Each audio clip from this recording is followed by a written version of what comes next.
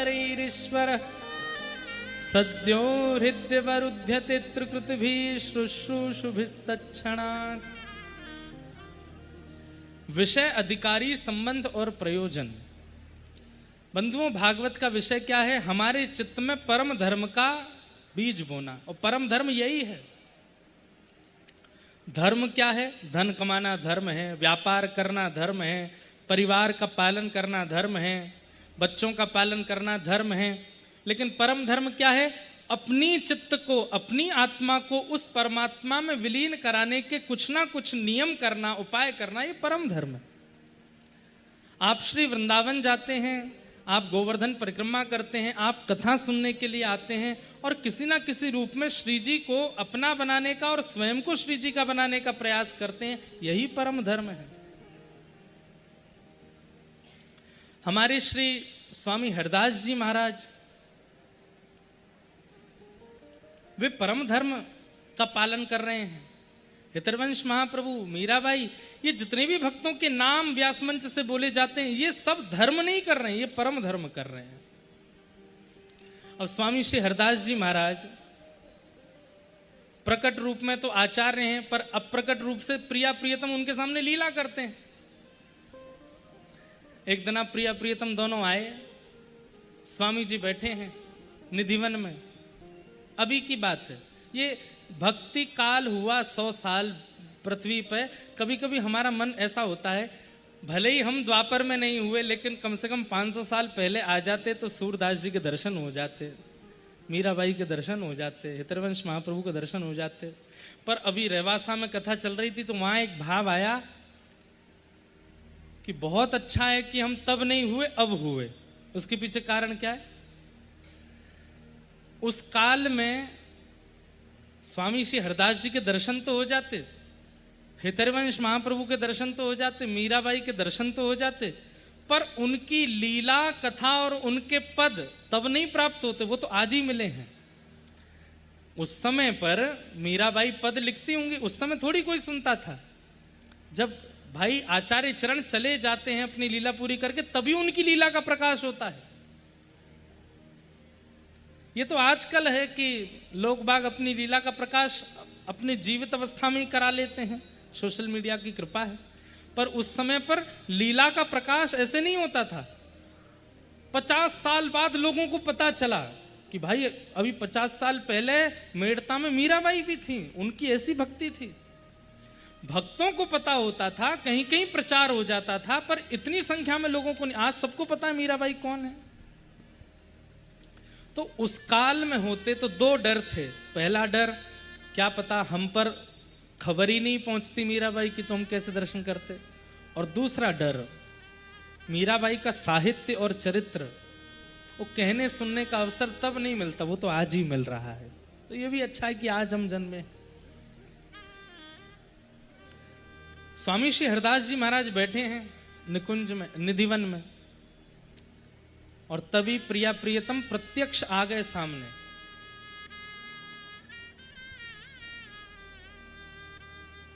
स्वामी जी बोले, अरे लाल जी कैसे आए आज? अरे लाडली जी आपको प्रणाम करूं, हे श्यामाजू आपको प्रणाम करूं। प्रिया जी बोली, स्वामी जी आज आपको निर्णय करना। बोले कहा, कैसो निर्णय? बोले हम दोनों नृत्य करेंगे, आप बताओ कौन सो बढ़िया कर रहा है। स्वामी जी बोले, जे तो फंसाए दियो मुंह को। अब प्रिया जी को नाम लूंगो तो जे रूठ जाएगो लाला, और लाला को नाम लूंगो तो प्रिया जी रूठ जाएंगे। प्रिया जी तो हमारी प्राण है, इनको रूठना हमें प्रिय नहीं है। और लाला रूठ जाए तो माने ना है, 10-10 दिना तक या के पास जाओ फिर ना माने। अब क्या करूं? स्वामी जी बोले, अब फंस तो गए हैं, करो।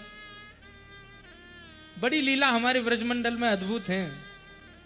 एक पद गाया जाता है, बेसर कौन की अतिनी की बेसर, दाव पड़ो ललिता के आगे, कौन सरस कौन फीकी बेसर, कौन की अतिनी की। हे ललिता जी बताओ, दोनों प्रिया प्रीतम श्रृंगार करके आए, बताओ बेसर कौन की ज्यादा बढ़िया लग रही है?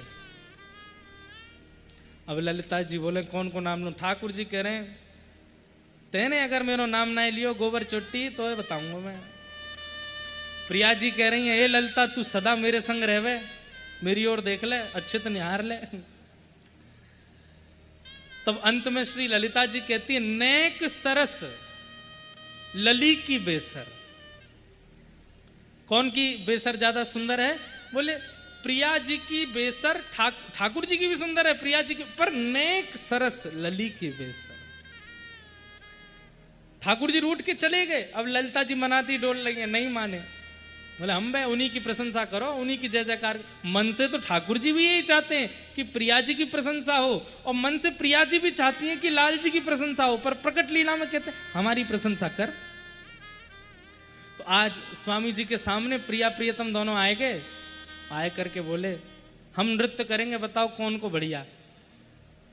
स्वामी जी बोले करो। पहलो नृत्य भयो, मृदंग वाले मृदंग बजा रहे हैं, सहनाई बज रही है, सारंगी बज रही है। पहले ऐसे ना बजानी, धीमे ही बजाओ। तो ठाकुर जी नृत्य करने लगे।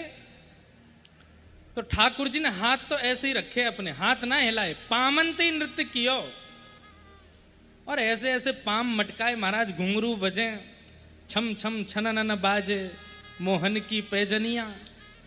ऐसे ठाकुर जी थिरक थिरक करके नाचे। और जैसे ही सम पे आके ठाकुर जी ने अपना नृत्य विश्राम किया, प्रिया जी बोली अब मैं आऊं। स्वामी जी तो नेत्रों से अश्रु बहाने लगे ठाकुर जी का ही नृत्य देख के, कितना सुंदर नाच रहे हैं। लेकिन किशोरी जी ने जैसे ही फिरक ली है महाराज, किशोरी जी की एक झनकार हेते ही स्वामी जी तो बलैया लेने लगे, जय हो जय हो। निर्णय तो बाद में लूंगो, लाल जी बुरो मत मानियो, या बार तो किशोरी जी विजय भई हैं, किशोरी जी जीत गई हैं, किशोरी जी जीत गई। ठाकुर जी गए मृदंग दारी के बिग्गो दिखे, ललिता ने खरीद लिया होगा तो मेरे नाचवे पे तो धीमे बजा रहा हो, किशोरी जी के पे आवे पे ऐसी तेने तान बजाई, उनको नृत्य बढ़िया आएगा, अब के दारी के तेने नहीं बजाई तो बताऊं। किशोरी जी बोली संगीत वारिन ते कहा लड़ो, कला होनी चाहिए भीतर। और सामने बैठे स्वामी श्री हरदास जी नेत्रों से अश्रुपात करके बेहुल हो रहे हैं कि मेरा कितना बड़ा सौभाग्य, प्रिया प्रियतम मेरे सामने नृत्य कर रहे हैं। ठाकुर जी बोले श्यामाजू, बोले हाँ अब के आप पहले नाचो, मैं बाद में नाचूंगा। अच्छा, बोले हाँ। सो प्रिया जी आई, ना तो पाम हिलाए ना हाथ हिलाए, केवल भौं मटका रही हैं, अपने नेत्र चला रही हैं। ऐसी भौं मटकाई, ऐसे नेत्र चलाए, मुख की ऐसी आकृति बनाई। हमारे भारत में ऐसा भी नृत्य भैया देखो, चाहे कथक हो, चाहे कुचिपुड़ी हो, चाहे भरतनाट्यम हो, चाहे जितने भी नृत्य हैं संसार में, सब प्रगटे हमारे कुंज बिहारी लाल जी से ही हैं, सब इनसे ही प्रकट भये।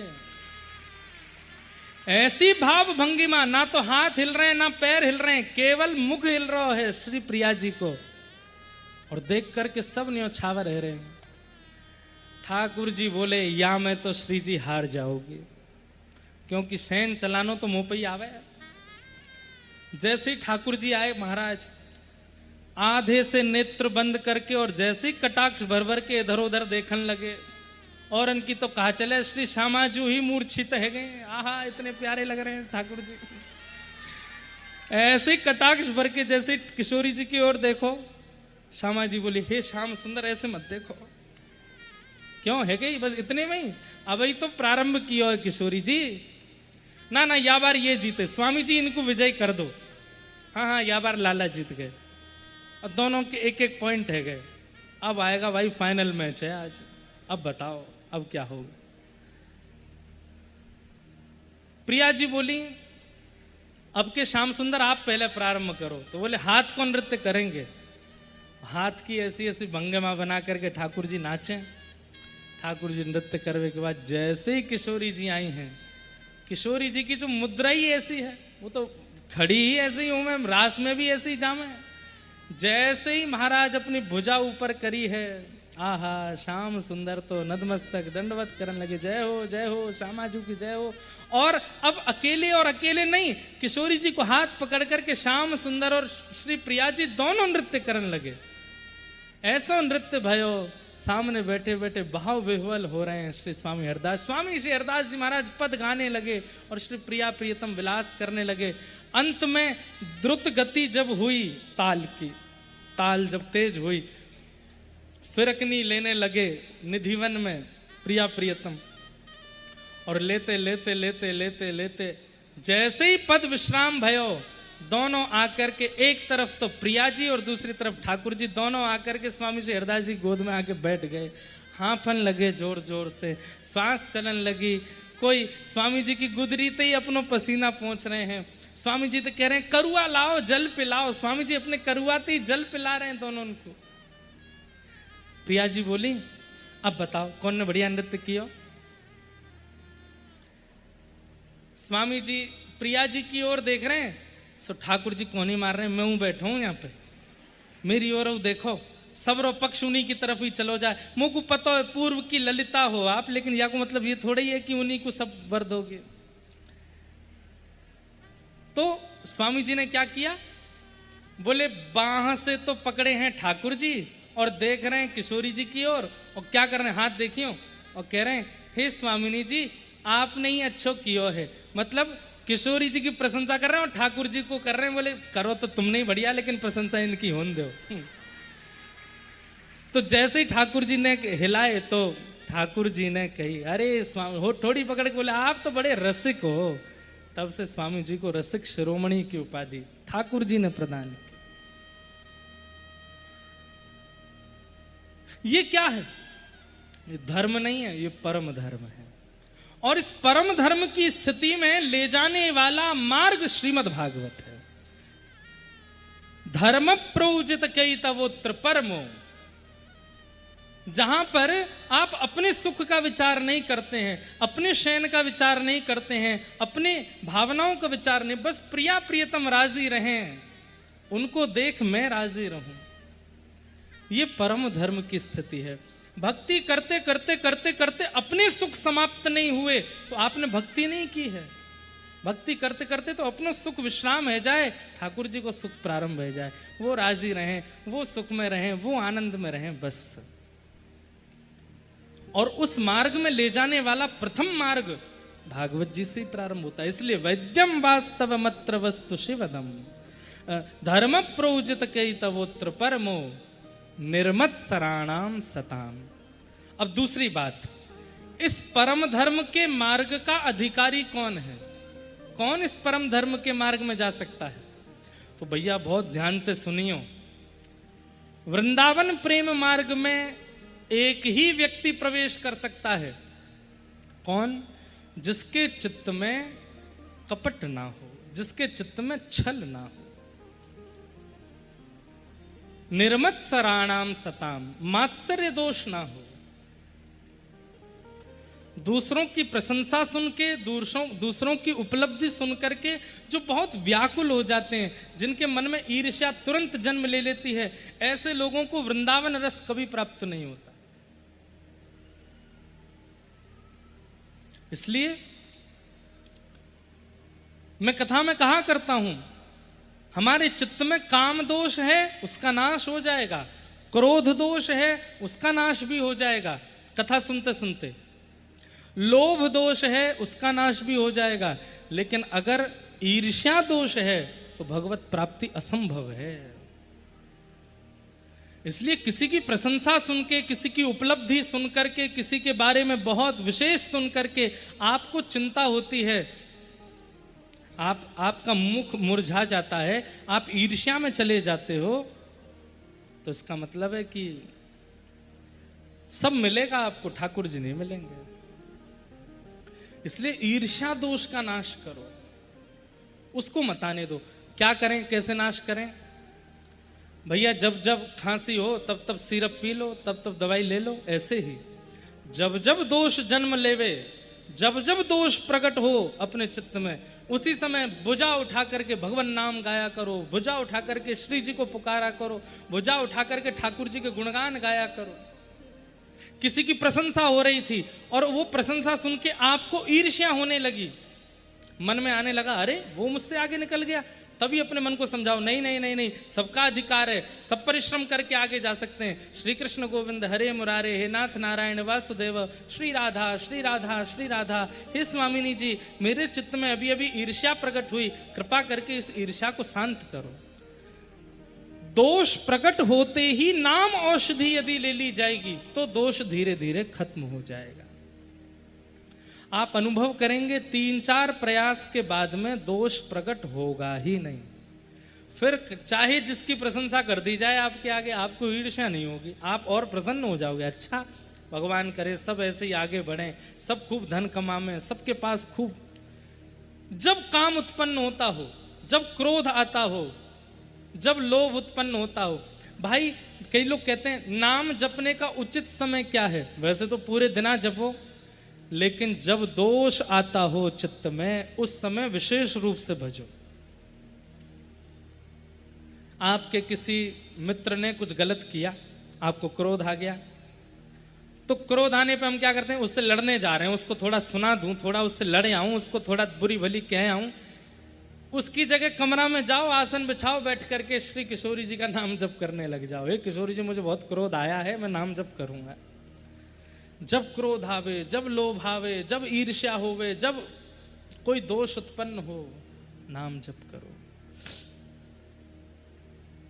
रात्रि में सोए हैं और मन में कोई विचित्र भावना प्रकट हो जाए, रात्रि में उठ जाइए, अपने आसन पर बैठ करके उसी समय कथा लगा करके सुनने लग जाइए।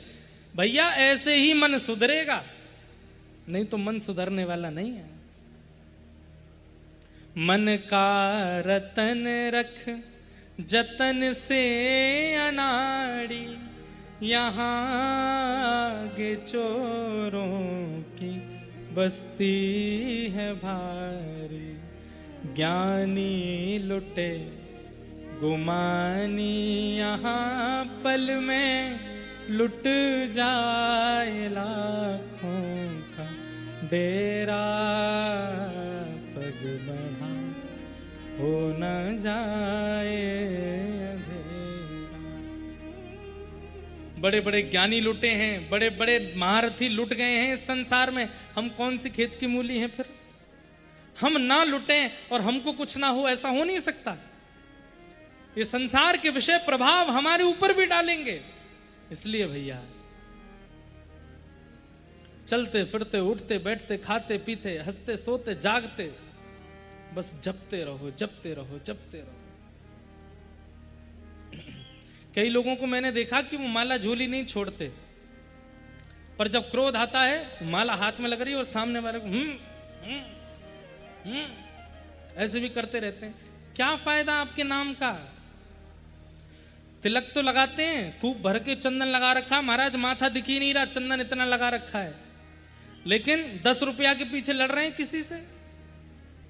घर में किसी ने बात नहीं मानी तो कलेश हो रहे हैं। अरे तो फिर किस बात का नाम है, किस बात का तिलक है, किस बात की कंठी है, किस बात की एकादशी है, जब आपके स्वभाव में ही परिवर्तन नहीं आया है? तो वो तो वही बात हो गई, आप रोज दवाई लेते हैं लेकिन आपका ब्लड प्रेशर कंट्रोल नहीं हो रहा। आप रोज दवाई लेते हैं, शुगर कंट्रोल नहीं हो रही। क्यों? दवाई तो ले रहे हो, परहेज नहीं कर रहे, परहेज नहीं कर रहे हैं। नाम रूपी औषधि लेते रहिए और उस औषधि को इसी भाव से लीजिए, मुझ में जो क्रोध है वो इस नाम से समाप्त हो, मुझ में जो ईर्ष्या है वो इस नाम से समाप्त हो।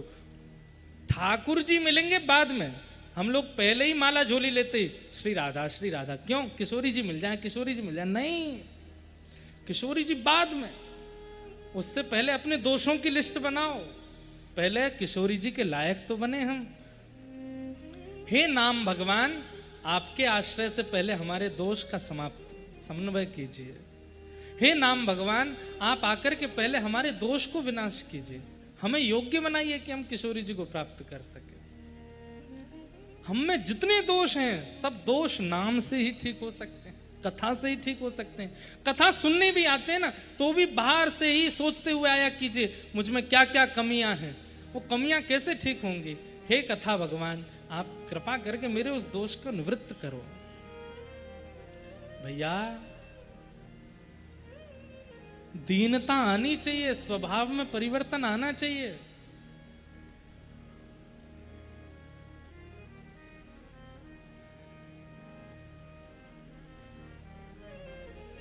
आज सुबह दीक्षा क्रम हुआ, अब हमने दीक्षा के भी समय बांट, अब लंबे समय बाद होगी दीक्षा। अब आज विश्राम हो गई यहाँ चंडीगढ़ में। आज सुबह दीक्षा दे रहे थे, क्या नाम था वो जो आया था एक बालक? हाँ, तो नामकरण होता है हर दीक्षा में। एक बालक ऐसा आता है, सामने आकर के बैठे हैं। अब सब हमारे भाई लोग आते हैं, सबके रूप देख करके देखो हमको अनुभव तो हो जाता है कि ये मंत्र करने वाले हैं कि नहीं। बुरा नहीं मानिए, पता पहले ही चल जाता है। देख करके गले में कंठी माला पहन रखी है, मुख में कुछ नाम जैसा चल रहा था, बड़ी दीनहीन सी भावना, प्रणाम करके बैठे। देख करके लगा था कि भाई हम जो मंत्र देंगे ये अच्छे से करने वाला है, क्योंकि आपके नाम जप में गुरुजी भी बैठे हैं। आप जो करोगे उसका फल गुरुजी को भी मिलता है, पाप का फल भी गुरुजी को मिलता है। इसलिए दीक्षा लेने के बाद पाप करने से पहले 100 बार सोचो, क्योंकि हमने जो गलत किया उसका 50% गुरुजी को भी होगा। इसलिए ध्यान रखना चाहिए। तो देख करके लगने लगा कि वैष्णव है, नाम तो करेगा। हमारे यहाँ पंच संस्कारों में नामकरण संस्कार होता है। नाम बदलते नहीं है, मतलब नाम रखा जाता है। हमने नाम पूछते हैं सबका, अंकित नाम है, कुणाल नाम है, प्रदीप नाम है। उसका पूछा मैंने, कंठी वगैरह पहन, मैंने क्या नाम है? बोले वसीम। सुन करके मेरे कान खड़े, मैंने है वसीम, नेत्रों में अश्रु हैं, कंठी पहनी है। मैंने कहा नाम करोगे? बोले पूरा करूंगा, आप आज्ञा करो कितना करना है। मैंने कहा हम बता रहे हैं इतनी संख्या करनी है। उनका नाम भी गिरधर प्रिय रामानुज दास रखा। भाई परिवर्तन आना चाहिए। हम हिंदुओं पे तो शिकायतों की कमी नहीं है। कॉलेज में बच्चे कैंट में खेला लेते हैं, महाराज जी कैसे छोड़ेंगे प्याज। पीजी में रहना पड़ता है, वहां तो महाराज जी गार्लिक बनता है। अभी मैं उड़ीसा में दीक्षा दी, वहां पे एक आई, मैं नॉनवेज तो नहीं खाऊंगी पर पति को तो बना के खिलाना पड़ेगा। अब उड़ीसा और बंगाल में मछली को मांसाहार मानते ही नहीं। बोले तो वो तो जल का फल है, जल तो रही है, जल तो रही। मैंने की जय हो तो रही।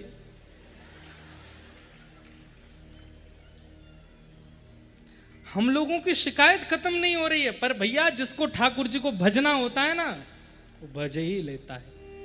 प्रहलाद जी के पिता राक्षस, प्रहलाद जी के चाचा राक्षस, प्रहलाद जी के भैया राक्षस, प्रहलाद जी का पूरा परिवार राक्षस, लेकिन प्रकट कर दिया खम्भ से नृसिंह भगवान को। जिसको भजना होता है वो भज ही लेता है, और जिसको नहीं भजना होता है ना, वो सब शिकायतें बताता है। सत्य बता रहे हैं। दीक्षा देते समय सामने वाला जैसे घर में थोड़ा ऐसा ऐसा है, तो मन ही नहीं होता फिर दीक्षा दें। अरे भाई दृढ़ पूर्वक करके आओ। दीक्षा ले रहे हैं तो फिर पूर्ण रूपेण समर्पित होंगे, नाम के प्रति आश्रित हो रहे हैं, तो फिर अरे इतनी सी बात है, जीव की वस्तुएं त्यागनी है, बस नहीं तोड़ सकते क्या? ठाकुर जी की प्राप्ति के लिए इस जीव की लूली बाई के स्वादों को नहीं छोड़ सकते। लूली बाई है, एक हड्डी नहीं है इसमें, पर इसके चक्कर में सारी हड्डियां टूटती हैं हमारी, एक एक हड्डी टूटती है। और एक बात श्रीमद् भागवत कहती हैं, जितम सर्वम जिते रसे। आंखों को कंट्रोल मत करो, कानों को कंट्रोल मत करो, हाथों को पैरों को कंट्रोल करने की आवश्यकता नहीं है। केवल जीव को अपने वश में ले आओ। जीव वश में आ गई तो सब अपने आप वश में आ जाएंगे। पर ये बड़ी खतरनाक है लूली बाई, आती नहीं है वश में। ये भी वश में कैसे आवेगी? खूब नाम जप करो, खूब नाम का आश्रय लो, काम करते चलो, नाम रटते चलो, हर समय कृष्ण का ध्यान धरते चलो। काम की वासना को मिटाते चलो, कृष्ण गोविंद गोपाल गाते चलो। सुख में फूलो मती, दुख में भूलो मती, प्राण जाए मगर नाम भूलो मती, मुरली वाले को मन से रिझाते चलो, कृष्ण गोविंद गोपाल गाते चलो। देखना इंद्रियों के न घोड़े भगे, इनमें हरदम जो संयम के कोड़े पड़े, अपने रथ को सुमार्ग लगाते चलो, कृष्ण गोविंद गोपाल गाते। बस नाम ऐसा बैठ जाए जीभ पर, चलता रहे चलता रहे चलता रहे, कभी छोड़े ना, उसी से कल्याण होगा। तो मात्सर्य दोष कैसे जाएगा चित्त से? नाम से जाएगा। जब कभी भी ईर्ष्या होती है, उसी समय आसन पर बैठिए, नेत्र बंद करिए, श्री प्रिया जी का स्मरण करो, वृंदावन का स्मरण करो, यमुना जी का स्मरण करो, गुरुदेव का स्मरण करो और बैठ जाओ नाम जप करने के लिए। तुरंत ईर्ष्या समाप्त हो जाएगी। काम उत्पन्न हुआ है, तुरंत आसन लगा करके बैठ जाओ, वृंदावन स्मरण करो, गिरिराज जी का स्मरण करो, वृंदावन बिहारी लाल जी का स्मरण करो, नाम जप करने लगो, हो जाएगा क्रोध शांत। जैसे ही रोग आवे औषधि ले लीजिए, रोग नहीं आएगा फिर। वैद्यम वास्तवमत्र वस्तु शिवदम तापत्रयोन्मूलनम।